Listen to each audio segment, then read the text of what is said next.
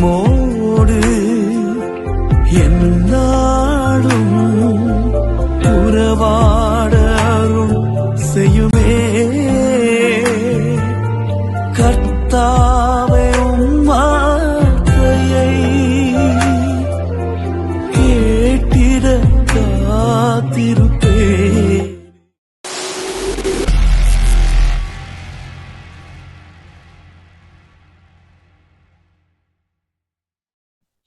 அது நமக்கு மேன்மையானதாகவும் அது மிகவும் சிறப்பானதாகவும் இருக்கின்றது.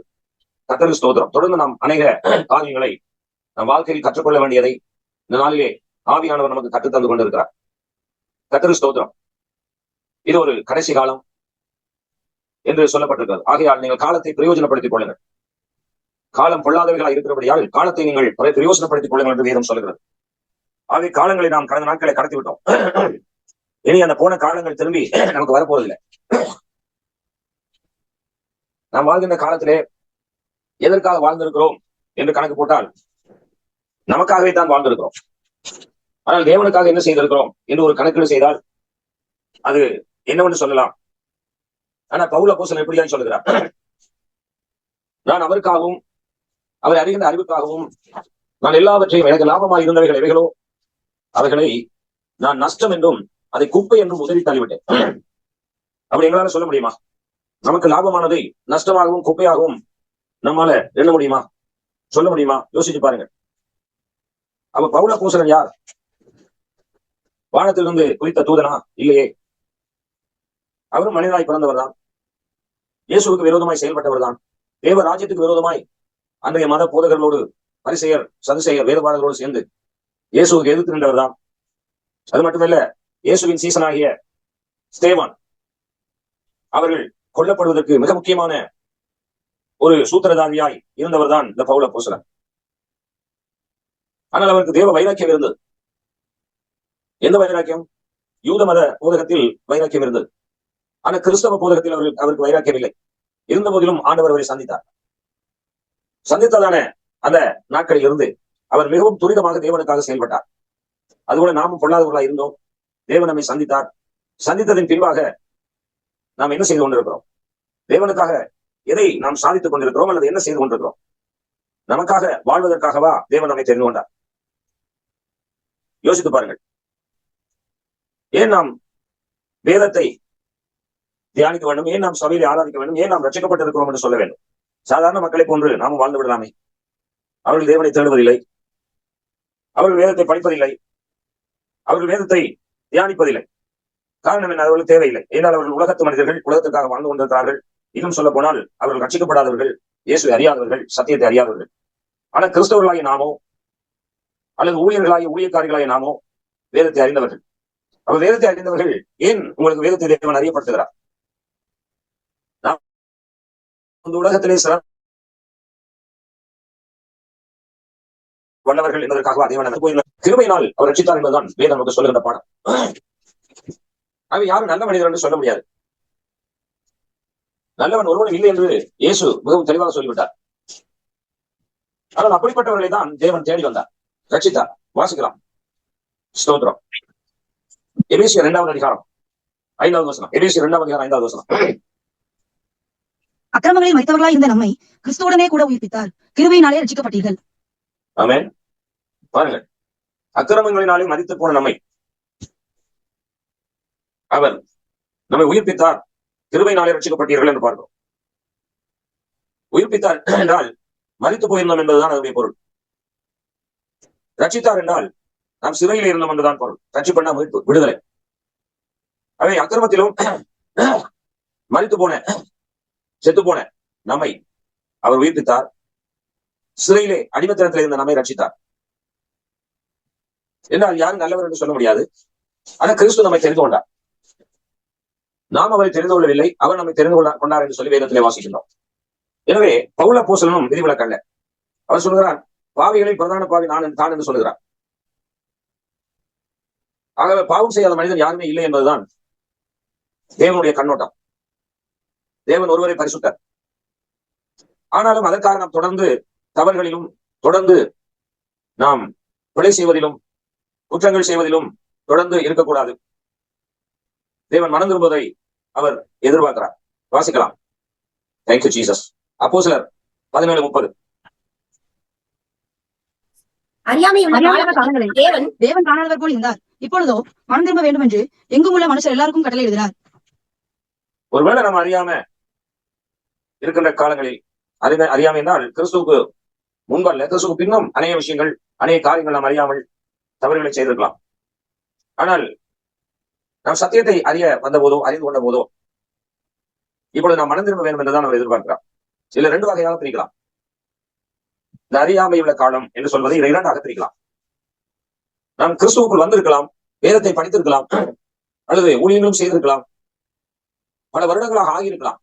10 வருடம், 15 வருடம், 20 வருடங்களாக, 30 வருடங்களாக கூட ஆகியிருக்கலாம்.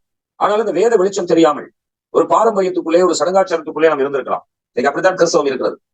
பாரம்பரியமும் சடங்காச்சாரமும் தான் இன்னைக்கு கிறிஸ்தவத்துக்குள்ளே நிறையவே இருக்கிறது. அதுவும் அந்த பாரம்பரியத்துக்குள்ளே என்ன இருக்கிறது சொல்லி கடந்த நாட்களே பார்த்தோம். பாரம்பரியத்துக்கு பின்னால பிசாசனுடைய உளவு பிரிவு, பிசாசனுடைய ஊடகத்துறை அங்கே இருக்கிறது. நாங்கள் பார்த்தோம். கேட்டவளை மறந்து போக வேண்டாம், ஞாபகம் வைத்துக் கொள்ளுங்கள். ஆகவே பாரம்பரியம் சடங்காச்சாரத்துக்கு உள்ள இருந்த நாம் வேதம் சரியா தெரியாது, வேதம் எல்லாருக்கும் புரியாது, வேத வசனம் எல்லாருக்கும் தெரியும். இன்னைக்கும் நான் கடந்த நாட்களை பார்த்ததை உங்களுக்கு ஞாபகப்படுத்துகிறேன். வேதாகம் 4 வகையாக பிரிக்கப்பட்டுள்ளது. ஒன்று வரலாறு, இன்னொன்று ஞான போதனையாகிய கோஸ்பல் சுவிசேஷம், இன்னொன்று ஓமையும் தீர்க்க தரிசனம். வரலாறு என்கின்ற பொழுது அது எல்லாருக்கும் தெரியும். ஞான போதனையாகிய அந்த சுவிசேஷமும் எல்லாருக்கும் தெரியும். இதைத்தான் இன்றைக்கு கிறிஸ்துவ சமூகம் போதித்துக் கொண்டிருக்கிறது. ஆனால் ஊமை என்பதும் தீர்க்க தரிசனம் என்பதும் அது எல்லாருக்கும் வெளிப்படுத்தப்படுவதில்லை, அது எல்லாருக்கும் தெரியாது. அது தேவன் யாருக்கு வெளிப்படுத்த சித்தமா இருக்கிறாரோ அவர்களுக்கு மட்டுமே அந்த வேதத்தை வியாக்கியானம் பண்ணவும், அந்த வேதத்தின் ரகசியங்களை பெற்றுக்கொள்ளவும் அவர்களுக்கு மட்டுமே உதவி செய்கிறார். இது ஏற்கனவே நாம் பார்த்த பகுதி. யாருக்கு என்று சொன்னால், யாரெல்லாம் சத்தியத்தை விரும்புகிறார்களோ அவர்களுக்கு வெளிப்பாடு கொடுக்கிறார். யாரெல்லாம் பொய்யை விரும்புகிறார்களோ அவர்களுக்கு பொய்யின் ஆவியை கட்டளையிட்டு அவர்கள் பொய்யிலே இருந்து கொண்டிருப்பார்கள். ஆனால் அவர்களுக்கு வசனங்கள் தெரியும். இதே போலதான் வேதவாரர்களுக்கும் பரிசேயர்களுக்கும் வசனம் தெரியும், ஆனால் இயேசுவை தெரியாது. சத்தியத்தை அறிவீர்கள், சத்தியம் உங்களை விடுதலையாக்கும் என்ற வசனம் எல்லாருக்கும் தெரியும், ஆனால் சத்தியம் என்றால் என்னன்னு தெரியாது. ஆகவே வசனம் தெரிந்த எந்த பிரயோசனம் இல்லை. பிசாசுக்கும் வசனம் தெரியும், பிசாசுக்கும் பைபிள் வசனம் தெரியும், சினிமாக்காரருக்கும் வசனம் தெரியும், உலக மக்களும் வசனங்கள் சிலர் சொல்லுகிறார்கள், இயேசுநாதர் அரசியல்வாதிகளும் சில வசனங்களை சொல்லுகிறார்கள். ஆகவே வசனம் தெரிவதனால் உங்களுக்கு சத்தியம் தெரிந்தது என்று பொருள் அல்ல. சத்தியம் வேறு, வசனம் வேறு. வசனம் என்பது மேலோட்டமாக படிப்பது, வாசிப்பது, தெரிந்து கொள்வது, வரலாறு. சத்தியம் என்பது ஆழமாய் போய் எடுக்கின்ற புதையல். அவை யூதர்களுக்கு வசனங்கள் தெரியும். இயேசுவை குறித்த தீர்க்க தரிசனம் பழைய ஏற்பாட்டுல கிட்டத்தட்ட 7034 முறை இயேசுவை குறித்து பரிசுத்த பழைய ஏற்பாடு சொல்கிறது. ஆனால் இயேசுவை குறித்த அந்த வசனம் தெரியும். இயேசுவை தெரியாத யூதர்களுக்கு எப்படியோ அப்படி இன்றைக்கும் கிறிஸ்தவர்களுக்கு வசனம் தெரியும், ஆனா வசனத்துக்குள்ளே இருக்க அந்த சத்தியம் தெரிவதில்லை. பாருங்கள், யாருக்கு தேவன் அதிகமாக வெளிப்படுத்துகிறார் என்றால், பவுல் அப்போஸ்தலருக்கு குறுகிய நாட்களிலே அநேக வெளிப்பாட்டை கொடுத்தார். எதனால? வாசிப்போம். பிலிப்பியர்களின் நிருபம் 3வது அதிகாரத்தில் 7வது வசனம் வாசிப்போம். பிலிப்பியர் 3:7. ஆகிலும் எனக்கு லாபமாய் இருந்தவைகள் எவைகளோ அவைகளை கிறிஸ்துவுக்காக நஷ்டம் என்று எண்ணினேன். பாத்தீங்களா? உங்களால சொல்ல முடியுமா? நம்மால சொல்ல முடியுமா? ஆகிலும் எனக்கு லாபமாய் இருந்தவைகள் எவைகளோ அவைகள் கிறிஸ்துவுக்காக நஷ்டம் என்று எண்ணினேன். நாம நஷ்டப்படாம தான் வேதத்தை படிக்கிறோம். நஷ்டப்பட்டு கஷ்டப்பட்டு வேதத்தை படிப்பதில்லை. எது லாபமா இருக்கிறதோ அதை விட்டுவிட நமக்கு தெரியவில்லை.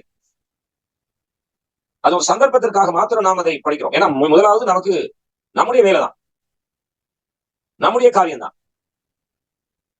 2வது தான் ஆண்டவருடைய காரியமும் வேதமும். ஆனால் இந்த பவுல் அப்போஸ்தலன் யார் தெரியுமா? சரித்திரம் சொல்லுகிறது, அந்த காலத்துல இருந்த பெரிய கல்விமான்கள், அறிவாளிகள், பட்டம் பெற்றவர்கள், அவர்களில் ஒருவர். பவுல் அப்போஸ்தலன் நன்றாக கல்வி கற்றவர். அது மட்டுமல்ல, பெரிய பணக்காரர் என்றும் சொல்லப்படுகிறது. நல்ல வசதி வாய்ப்போடு வாழ்ந்தவர், நல்ல அறிவு, சமூகத்திலே நல்ல ஒரு பொசிஷன், நல்ல ஒரு மதிப்பு, பெற்ற ஒரு சிறந்த ஒரு மனிதன் தான் அப்போஸ்தலனாகிய பவுல்.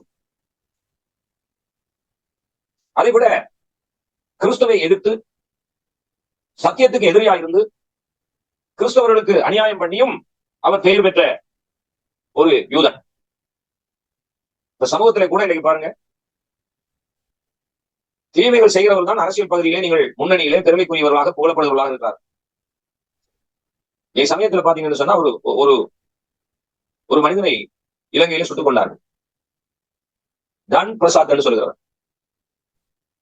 அவர் தமிழர்களுக்கு விரோதி, இன்னும் கொலைக்கார கும்பலிலே கொலை செய்வதில் மிகவும் முக்கியமானவர். அதுபோல மட்டக்களப்பிலே பிள்ளையான் என்கிறவரையும் உங்களுக்கு தெரியும், இலங்கையிலே வாழ்கின்ற மக்களுக்கு. பொதுவாக பிள்ளையான் என்று சொல்கிறவர் கிழக்கு மாகாணத்தின் முதலமைச்சராக இருந்தார்.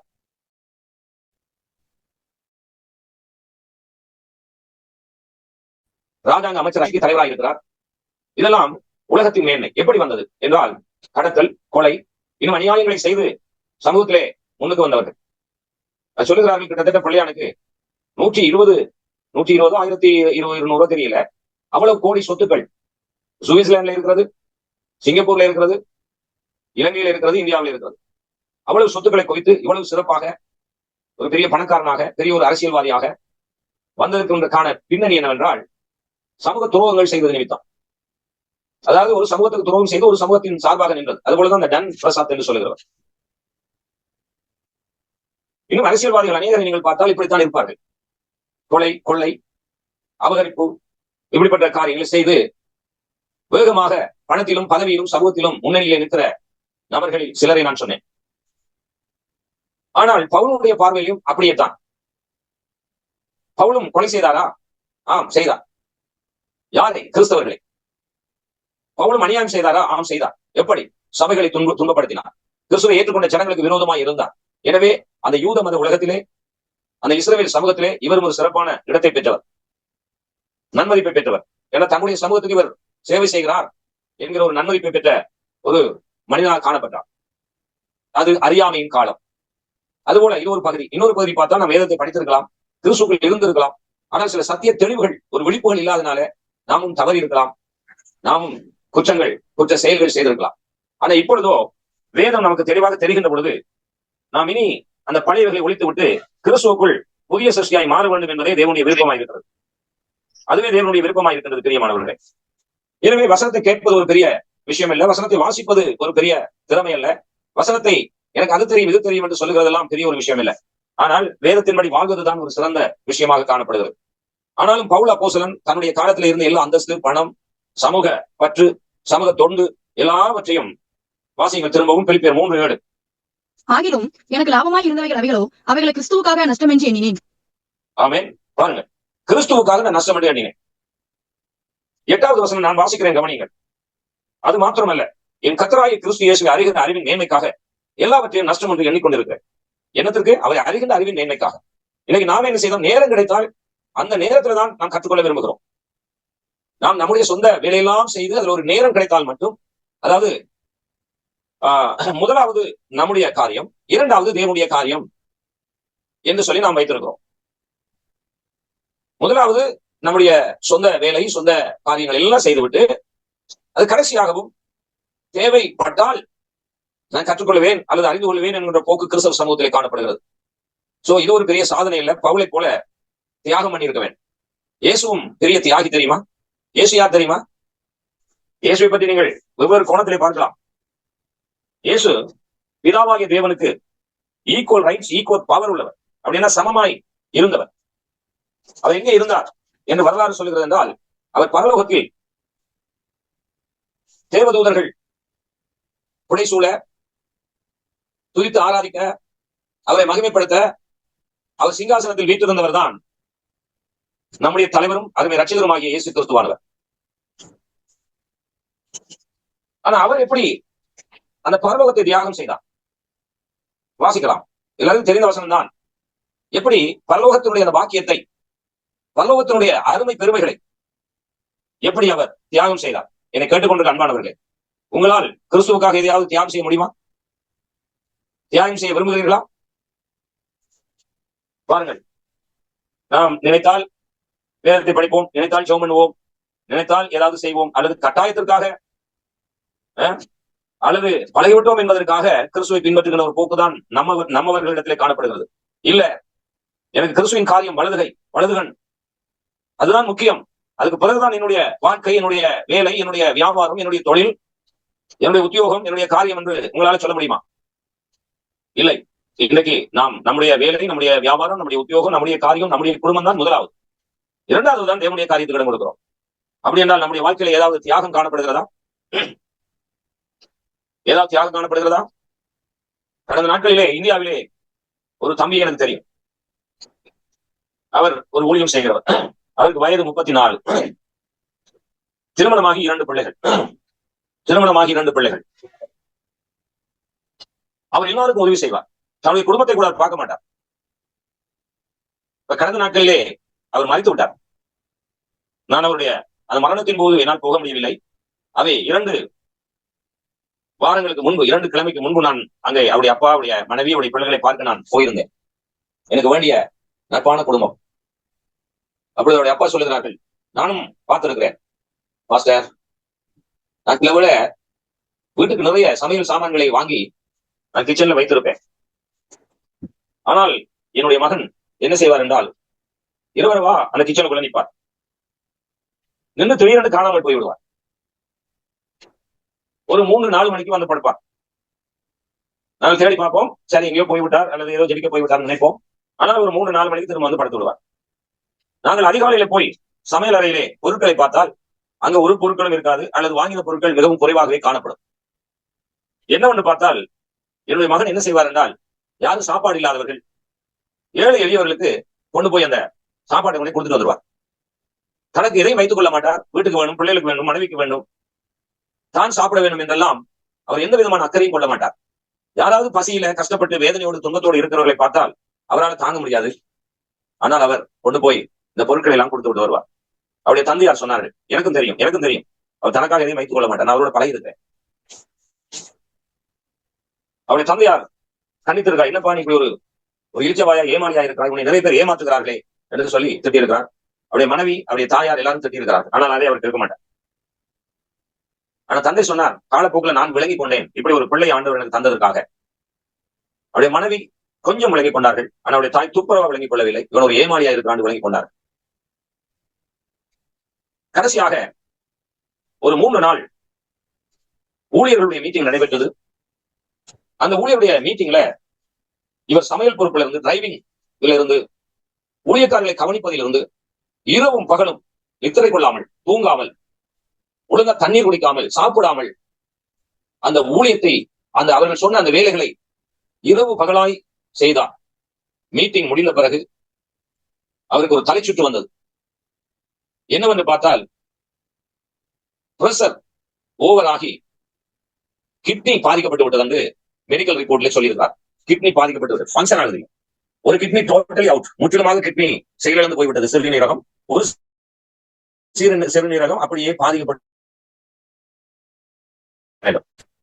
34 வயது 2 பிள்ளைகள் டயாலிசிஸ் பண்ண துவங்கினார்கள். ஆனா டயாலிசிஸ் பண்ணிக்கொண்டு இருக்கின்ற பொழுது அவரது ஒரு நோயாளி, இப்பொழுது எனக்கு மருத்துவ சிகிச்சை செய்யப்படுகிற ஃபீலிங்கே அவர்கிட்ட இருக்காதாம். அந்த மருத்துவமனையில அவர்கள் சொல்லியிருக்கிறார்கள், பாட்டு படிக்கிறதும் ஜெபிக்கிறதும், போன வச்சுட்டு யாருக்காவது போன், அந்த மீட்டிங், இந்த கூட்டம், இந்த ஜெபம் என்று சொல்வதும், தன்னை ஒரு நோயாளி என்றே காட்டிக்கொள்ள மாட்டாராம். அவர்களுக்கு ஆச்சரியமா இருந்ததாம். டயாலிசிஸ் செய்துவிட்டு வந்தோம், பழைய மாதிரி தான். அங்க ஓடுறது, இங்க ஓடுறது, அவங்களுக்கு உதவி செய்யறது, இவர்களுக்கு உதவி செய்கிறது. இப்ப நீங்கள் கூட கேட்கலாம், ஐயோ இந்த மனுஷன் ஒரு பொல்லாத முட்டாள் மனுஷன் நினைக்கலாம். ஆனா ஆரம்பத்தை விட முடிவுதான் முக்கியம். கவனிங்க. ஆனால் அவருக்கு கிட்னி, சிறுநீரகம் மாற்றுவதற்காக அவருடைய பெற்றோர்கள், மனைவி, இன்னும் எல்லாரும் ஆர்வம் காட்டினார்கள்.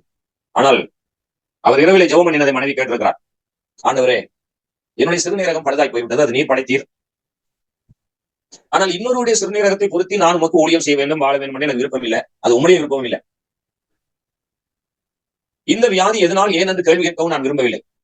மாறாக, ஒருவேளை நீர் என்னுடைய சிறுநீரகத்தை நீர் சுகப்படுத்தி புதுப்பித்தால் நான் உங்களுடைய ஊழியத்தை செய்ய ஆயத்தமா இருக்கிறேன். அல்லவென்றால் நீர் என்னை எடுத்துக்கொள்ளும். எழுதான் ஜெபம் பண்ணுவாராம். அதனால கிட்னி தருகிறேன் என்று சொன்னவர்கள் அது கிடைக்காமலே போய்விட்டது. மாறாக நடந்தது என்னவென்றால் பிரஷர் ஓவர் ஆகி மூளையை தாக்கி மூளைக்கு போகின்ற நரம்பு வெடித்து ரத்த கசிவு ஏற்பட துவங்கினது. உடனே அப்போலோ மருத்துவமனை கொண்டு போய் அந்த நரம்பை வெட்டி அதை ஜாயின் பண்ணி கொஞ்சம் ஃபங்க்ஷன் ஆகின்ற பொழுது அடுத்த நரம்பு வெடித்து விட்டது. உடனே அவர் மரித்து விட்டார். இதை மரணம் என்று சொல்ல முடியாது. அவர் கர்த்தரிடத்தில் இளைப்பாறுதலுக்கு சென்று விட்டார். 34 வயதுல அவர் கிறிஸ்துவுக்காக கிறிஸ்துவனுடைய காரியத்துக்காக தன்னை தியாகம் பண்ணி தன்னையே விதைத்த ஒரு வீரன் என்று நாம் சொல்லலாம். உலக மொழியிலே சொன்னால் ஒரு மாவீரன் என்று சொல்லலாம். இன்னைக்கு பாருங்க, சில பேர் போராளிகள், மரித்தவர்கள், நாட்டுக்காக தியாகம் செய்தவர்களை மாவீரர்கள் என்று சொல்லி அவர்கள் பட்டம் கொடுக்கிறார்கள். என்னை கேட்டுக்கொண்டிருக்கிறவர்களே, கதை நல்லாதான் இருக்கின்றது அல்ல. நாம் கிறிஸ்துவுக்காக என்ன செய்கிறோம், என்ன தியாகம் பண்ணுகிறோம்? பவுல் தன்னை தியாகம் பண்ணினார். அப்போஸ்தலர்கள் எல்லாவற்றையும் விட்டுவிட்டு தேவனை தேடி தியாகம் பண்ணினார்கள். இதோ நான் இந்த தம்பியை உங்களுக்கு சொன்னேன்,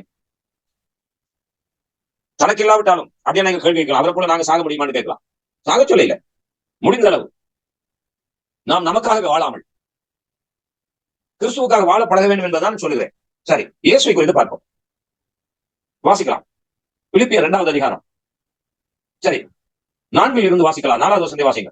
அவனவன் தனக்கானவைகளை அல்ல பிறருக்கானவைகளையும் நோக்குவானாக. கிறிஸ்து இயேசுவில் இருந்த சிந்தையே உங்களிலும் இருக்க கடவுது. அவர் தேவனுடைய ரூபமாய் இருந்தும் கவனிங்க, கவனிங்க. உங்களுடைய ஆர்வத்துக்கு நன்றி.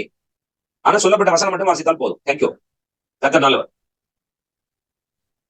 பாருங்கள், இந்த ஸ்டடியில கூட மிக அருமையா இருக்கு ஃபீட்பேக் எல்லாம் தந்தவர்கள் கிட்டத்தட்ட 35க்கு மேற்பட்டவர்கள். ஆனா இன்னைக்கு ஒரு குறிப்பிட்ட ஜனங்கள் மட்டும் தான் மிஞ்சி இருக்கு. அழைக்கப்பட்டவர்கள் அநேகர், தெரிந்து கொள்ளப்பட்டவர்கள் ஒரு சிலர். ஆனா ஒருவேளை பலவீனமா இருக்கலாம், அல்லது என்னது இன்டர்நெட் பிரச்சனையா இருக்கலாம், ஒருவேளை போன் பிரச்சனையா இருக்கலாம். அது ஏற்றுக்கொள்ளப்படத்தக்கதுதான். எனக்கும் அப்படி சில டைம்ல ஏற்படுகிறது. ஆனா இல்ல, நான் அதை விட எனக்கு இந்த பயிர் செய்யலாம், எனக்கு மேன்மையானது தூக்கமும் நித்திரையும் என்னுடைய வேலையும். மாறாக நான் என்னுடைய செல்ஃபிஷ் என்று சொன்னால் அது தேவையற்றது. சரி, கவனிப்போம். பிலிப்பியர் 2:4 என்ன சொல்கிறது? தயவு செய்து எல்லாரும் வேதத்தை எடுத்துக்கொள்ளுங்க, கவனியுங்கள். அவனவன் தனக்கானவை அல்ல பிறனுக்கானவையும் நோக்குவானாக. அப்படின்னா என்ன? அருமையான சகோதர சகோதரிகளே, அருமையான தேவ ஊழியர்களே, இந்த வசனம் பைபிள்ல தான் இருக்கு. இந்த வசனத்தின்படி நாம் வாழணுமா வாழக்கூடாதா? தயவு செய்து சொல்லுங்க, மைக் ஓன் பண்ணி சொல்லுங்க. வாழலாமா வாழக்கூடாதா? வாழணும்னா அது என்னது? வாழணும்னா வாயில சொல்றதா? செய்கைகளை காட்டணும், அப்படிதானே? செயல்படுத்த வேண்டும். சரி, வேணாம்னு சொல்லல. நான் நீங்கள் வேலைக்கு போக வேண்டாம், நீங்கள் காரியங்களை செய்ய வேண்டாம், உங்களுடைய பிள்ளைகளை குடும்பங்களை பார்க்க வேணாம்னு சொல்லல. ஆனா இந்த வசனத்துக்கு ஏற்ப நான் வாழ்கின்ற வாழ்க்கை கொஞ்சம் தான். நமக்காக வாழ்ந்தால் எந்த விதமான வெகுமானமும் தேவனிடத்திலே பெற்றுக்கொள்ள முடியாது. எந்த விதமான பாராட்டையும் நீங்கள் பெற்றுக்கொள்ள முடியாது. ஏன் பரலோகம் கூட கிடைக்குமோ என்பதும் அது சந்தேகமே. ஆகவே ஆண்டவர் சொன்ன அந்த வார்த்தைகளை கேட்டு, உன்னை நீ நேசிப்பதை போல பிறனை நேசிப்பாயா? உன்னை நேசிக்க தெரிகின்ற பொழுது ஏன் பிறனை நேசிக்க முடியாது? நீங்கள் யார்? நீங்கள் சாதாரண மனிதர்கள் அல்ல. நீங்கள் தேவனால் தெரிந்து கொள்ளப்பட்ட தேவ ஜனங்கள். உங்களுக்கும் மற்றவர்களுக்கு வித்தியாசம் இருக்க வேண்டும். உலகத்தான் தனக்காகவே, தான் வாழ்வதற்காகவே பொய் சொல்லுவான், கொலை செய்வான், கொள்ளையடிப்பான், வஞ்சிப்பான், களவெடுப்பான், ஏமாற்றுவான், மோசடி செய்வான். இது அவன் வாழ்வதற்காக. திரும்பவும் நான் ஞாபகப்படுத்துகிறேன், கடந்த நாட்களில் சுடப்பட்டு இலங்கையிலே செத்த தி டான் பிரசாத் என்று சொல்லுகிறவர். சின்ன குழந்தைகள், நினைக்கிற 3 பொம்பளை பிள்ளைகள் போல இருக்கு. பிள்ளைகளை பார்க்கும்போது சந்தோஷமா இருக்கு, கவலையா இருக்கு. அந்த பிள்ளைகள் எல்லாம் கதறுது, தந்தை இழந்ததை நினைத்து கதறுகிறார்கள். அதுகள் என்ன செய்யும்? சின்ன பிள்ளைகள் பாவம். ஆனால் அந்த மனுஷன் செய்தன எத்தனையோ பேர் கொலை செய்திருக்கிறார், எத்தனையோ பேர் அழித்திருக்கிறார், கொலையடித்திருக்கிறார், காரியங்களை செய்திருக்கிறார். ஏன்? தனக்காகவும் தன்னுடைய குடும்பத்துக்காகவும். நேர்மையாக உழைப்பதை விட அநீதியாக உழைத்து முன்னேறுவதற்கு, குறிப்பாக போதைப் பொருள் விற்பனையாளர்கள், கடத்தல்காரர்கள், இவர்கள் எல்லாம் அவர்களுக்கும் குடும்பம் இருக்கு, பிள்ளைகள் இருக்கிறது, தாய் பிள்ளைகள் இருக்கிறது, சகோதரர்கள் இருக்கிறார்கள், எல்லாரும் இருக்கிறார்கள். சோ அவர்களை அதையெல்லாம் நினைப்பதில்லை. நான் இதையெல்லாம் உழைத்து சம்பாதித்து என்னுடைய குடும்பத்துக்கு சொத்து சேர்க்கிறேன் என்று வீடு வாசல்களை, பணங்களை குவித்தார்கள். ஆனா அவருடைய முடிவு என்ன? அப்படி வந்தது தங்களுடைய பிள்ளைகளுக்கு சாபம் என்றும் அறியாமல் விட்டு செல்கிறார்கள். அது ஒரு பக்கம் இருக்கட்டும். ஆனா கிறிஸ்தவராய் நாங்கள் அப்படி செய்வதில்லை, அப்படி செய்யவும் கூடாது. மாறாக நீங்கள் உழைக்கிறீர்கள், சம்பாதிக்கிறீர்கள், வேலைக்கு போகிறீர்கள், காரியங்களை செய்கிறீர்கள். அது யாருக்காக? உங்களுக்காக. நல்லது. ஆனால் வேறாகவும் என்ன சொல்கிறது? உன்னை நீ நேசிப்பது போல. அதாவது நீ உன்னை நேசிப்பதினால் தான் நீ வேலைக்கு போகிறாய், சாப்பிடுகிறாய், உடுத்துகிறாய், எல்லா காரியங்களும் நீ செய்கிறது உண்மைதான். அது தவறில்லை. உன்னை நீ நேசிப்பது போல. பட் ஆனால் பிறனையும் நேசிக்கும்படி வேதம் சொல்லுகிறது அல்லவா? அதை நாம் கொஞ்சம் கேட்கத்தானே வேணும். பிறனை நாம் எப்படி நேசிக்கிறோம்? அதுபோல இந்த பிலிப்பியர் 2ஆம் அதிகாரம் 4ஆம் வசனத்தை கவனித்தால் அவனவன் தனக்கானவை அல்ல பிறனுக்கானவை நோக்குவானாக. இந்த வசனத்தை பற்றி நீங்கள் என்ன நினைக்கிறீர்கள் பிரியமானவர்களே? கொஞ்சம் மைக் ஆன் பண்ணி சொல்லுங்க. இந்த வசனம் என்ன சொல்லுகிறது? சொல்லலாம் நீங்கள். அவனவன் தனக்கானவை அல்ல பிறனுக்கானவை நோக்குவானாக. சொல்லுங்க என்ன அப்படின்னா சொல்றது இல்ல, அதுல அதனுடைய அர்த்தம் என்ன? நம்முடைய தேவைகளை விட மற்றவர்களுடைய தேவைகளை நாங்க முதலில் கவனிக்கிறோம். ஓகே, சகோதரி சொன்ன சரி, சின்ன திருத்தம். முதல் உங்களுடைய தேவையை சந்திக்கட்டும், பிரச்சனை இல்லை. ஆனால் பிறனுடைய தேவைகளையும் சந்திக்க கவனம் எடுக்க வேண்டும், செயல்பட வேண்டும். இன்னைக்கு கிறிஸ்துவ சமூகம் செய்கிறதா? ஆனா முன்னைய மிஷனரிகள் அப்படி செய்தார்கள். நிறைய மிஷனரிகள். அதுல கத்தோலிக்கத்தை சார்ந்த மதர் தெரேசா கிரேட் நம்பர் 1. இன்னும் நிறைய மிஷனரிகள் இருந்தாங்க. தங்களுடைய சொந்த தேசத்தை விட்டு, சொந்த ஊரை விட்டு, தங்களுடைய சொத்துக்களை விட்டு, சொந்த வனங்களை விட்டு ஆபிரகாம் எப்படி புறப்பட்டு போனாரோ அதுபோல மிஷனரிகளாய் புறப்பட்டு போய் அனாதைகளுக்கு, ஏழைகளுக்கு, எளியவர்களுக்கு, முதியோர்களுக்கு சேவை செய்து கிறிஸ்துவை அறிவித்தார்கள். ஆனா இன்றைய கிறிஸ்தவர்கள், இன்றைய கிறிஸ்தவ தலைவர்கள் என்ன செய்கிறார்கள் தெரியுமா?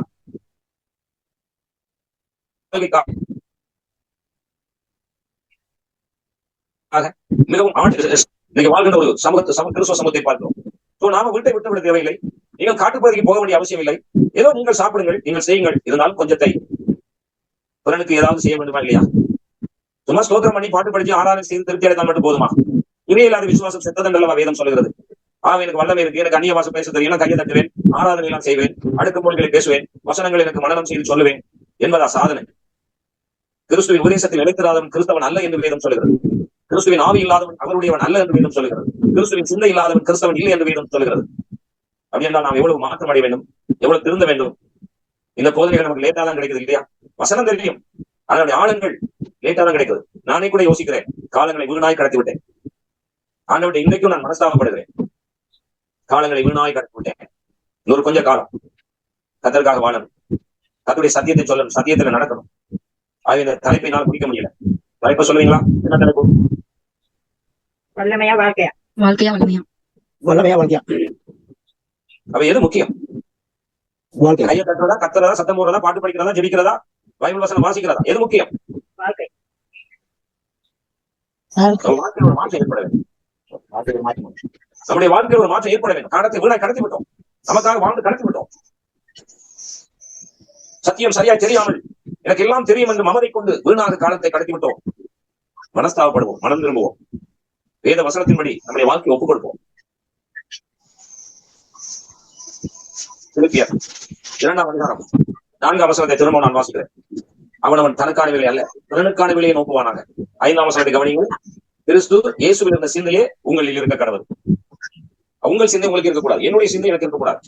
மனுஷ சிந்தை, மாமிச சிந்தை கிறிஸ்தவனுக்கு இருக்கக்கூடாது. இதான் சத்தியம். கிறிஸ்துவின் சிந்தை தான் நமக்கு இருக்க வேண்டும். கிறிஸ்து தனக்காக வாழவில்லை, பிறனுக்காக வாழ்ந்தார். சரி, கிறிஸ்துவின் தியாகத்தை கொஞ்சம் பாருங்க. எல்லாருக்கும் தெரியும், வரலாறு தெரியும். 6ஆவது வசனம்.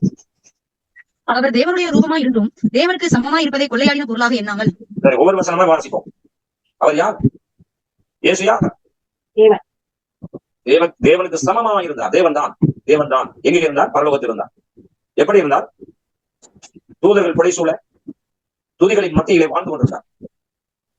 சும்மா சாதாரணமா இயேசு சொல்லி சும்மா பாட்டு படிக்கலாம் செய்கிறார். அவரை அறிகின்ற அறிவு நமக்கு தேவை. அவ்வளவு பெரிய தெய்வம், ஆல்மைட்டி காட், சர்வ வல்லமையுள்ள தேவன். 7வது வசனம் என்ன சொல்றது? வாசிக்க. தம்மை தாமே பெருமையாக்கி அடிமையின் ரூபம் எடுத்து மனுஷர் சாயலானார். நாம மனுஷன் அப்படித்தானே? நம்ம யாருக்கு அடிமையா இருக்குமா?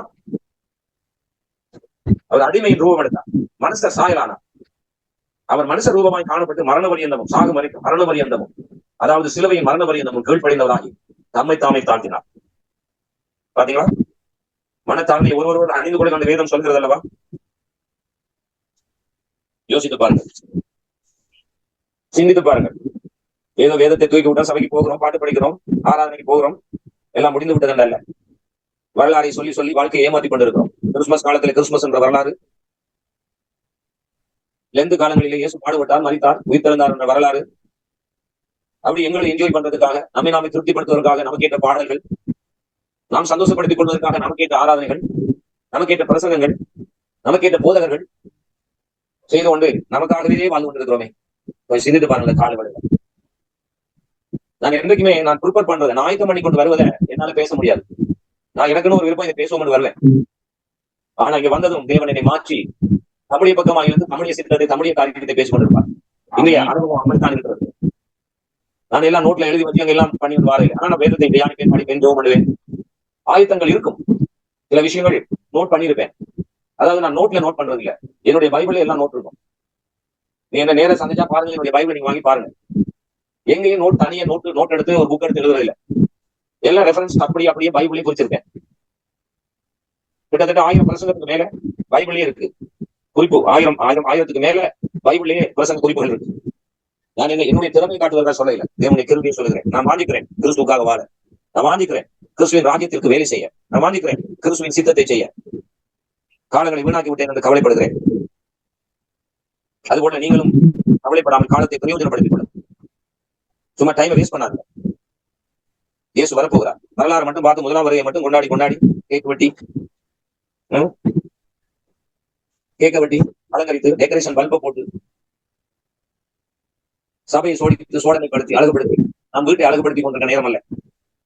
சத்தியம் அதுவும் இல்லை. கிறிஸ்து பிறந்த சந்தோஷம் தான், அது வேற விடயம். ஆனா பிசாசு எங்கே கொண்டு போய் எங்களை மடக்கி இருக்கிறான் தெரியுமா? உலகத்துக்குள்ள மடக்கி எங்களை அடிமைப்படுத்தி வைத்திருக்கிறான். வெளிப்படையுங்கள், தெளிவடையுங்கள். ஹல்லேலூயா. பவுல் என்ன சொன்னார்? பிலிப்பியர் நிருபத்தில் என்ன வாசிச்சீங்க? கிறிஸ்துவை அறிகின்ற அறிவுக்காக எல்லாத்தையும், எனக்கு எது லாபமாக இருந்ததோ எல்லாம் நஷ்டமாக எண்ணினேன். தயவுசெய்து வேத வழிபாடு ஆழமாய் வேதத்தை தியானிங்க. எனக்கு ஃபீட்பேக் தந்ததை நான் சொல்லுவேன் திரும்ப. படித்தவர்கள் ஃபீட்பேக் தந்தவங்க.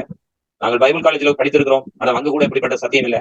பெரிய பெரிய ஊழியர்கள் வந்து பெரிய பெரிய மீட்டிங் நடத்தினாங்க, பல கோடி பல லட்சம் செலவு செய்து, ஆனா அங்க கூட இந்த சத்தியம் இல்லை.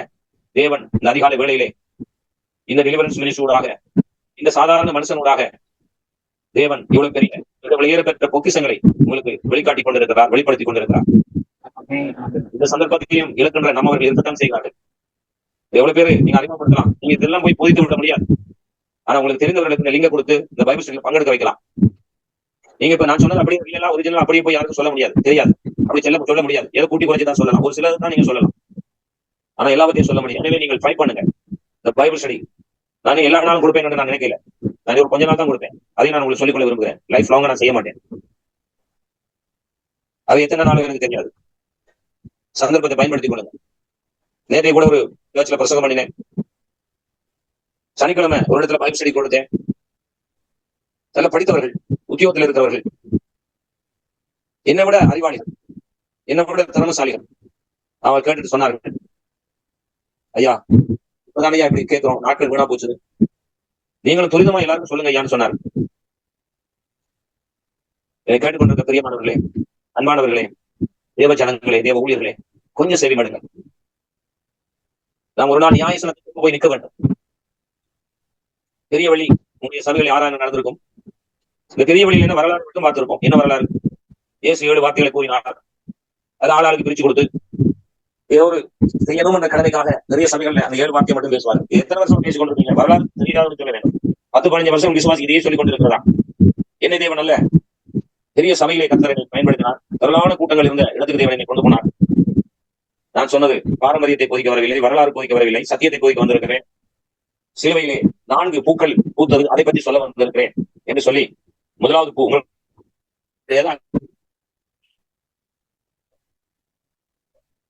நல்ல நேரம் இருந்தபடியால் அதிகம். 2வது பூத்தது மன்னிப்பு, 3வது பூத்தது மீட்பு, ரட்சிப்பு, 4வது நியாய தீர்ப்பு. ஏதோ அன்பா இருக்கிறார், கல்வியா இருக்கிறார் மட்டும் வாழ்ந்து கொண்டிருக்காதீங்க. நியாய தீர்ப்பு ஒரு நாள் இருக்கிறது. நியாய தீர்ப்புல நாம் கணக்கு கொடுக்கணும். அதனால நம்ம வாழ்நாளில தேவன் நமக்கு எத்தனை வயதை தந்திருக்கிறாரோ, எவ்வளவு பணத்தை தந்திருக்கிறாரோ, எவ்வளவு டேலண்ட் என்றால் எவ்வளவு தாளந்துகளை தந்திருக்கிறாரோ, அது எல்லாம் அவர் தந்தார். அவரிடத்தில் நமக்கு கணக்கு கொடுக்கணும். இந்த தாளந்துகள் பயன்படுத்தின விதத்தை அவர் கேட்பார். ஒருவனுக்கு 5 தாளந்து, ஒருவனுக்கு 2 தாளந்து, ஒருவனுக்கு 1 தாளந்து. இதெல்லாம் ஏன் பைபிள் எழுதப்பட்டிருக்கிறது? யோசித்து பாருங்கள், எதற்காக எழுதப்பட்டிருக்கிறது? சும்மா இதை கண்ணை மூடிட்டு கத்திட்டு சும்மா சத்தம் போடுறதுதான் கிறிஸ்துவம் நினைக்காதீங்க. அது மட்டும்தான் கிறிஸ்துவம் நினைக்காதீங்க. ஏதோ கடமைக்காக, கடங்காச்சாரத்துக்காக நாம சும்மா போறதுல எந்த பிரயோசனம் இல்லை பிரியமானவர்களே. அதை கற்றுக்கொள்ளுங்க. நிறைய பேர் கற்றுக்கொள்ள விருப்பம் இல்லை, கற்றுக் கொடுக்க விரும்புகிறார்கள், கற்றுக்கொள்ள விருப்பம் இல்லை. தயவுசெய்து தேவன் பேசின வார்த்தையை படிங்க, ஒப்பு கொடுங்க. கர்த்தர் நிச்சயம் உங்களை ஆஸ்வதிப்பார்.